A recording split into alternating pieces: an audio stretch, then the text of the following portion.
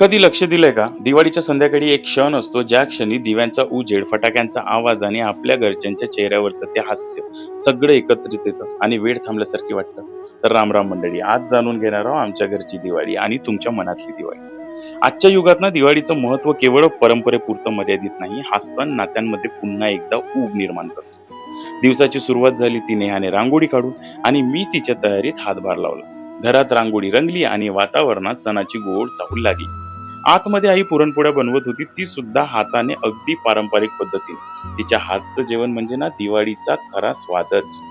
दरम्यान मी आणि शिवांश दिव्यांची रोषणाई करत होतो आणि वैभव मात्र अन्वीला घेऊन दरवाजामध्ये मस्त हसत होता आणि सगळं घर उजळून निघालं होतं. मुलं तयारी करत असताना नेहा तिच्या भावाकडून फोटो काढण्यास मग्न होती आणि शिवांश श्रीने मात्र टीव्हीवर चालणाऱ्या गाण्यावर थिरकत होता. घरभर आनंदाचा गजर होत होता.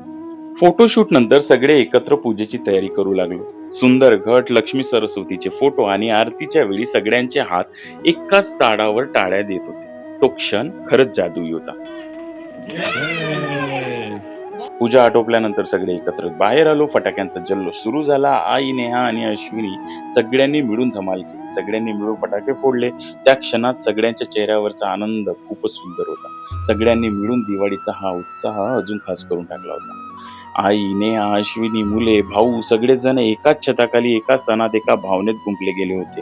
शेवटी पुरणपोळ्यांचा सुगंध आणि संध्याकाळचं जेवण आणि मनात एकच भावना. ही दिवाळी फक्त दिव्यांची नाही, ती नात्यांची आहे, प्रेमाची आहे आणि एकत्र येण्याची आहे. आमच्या घरची दिवाळी अशी झाली. पण आता सांगा ना, तुमच्या घरची दिवाळी कशी झाली? काय काय फराळ बनवला? कोणते खास क्षण होते?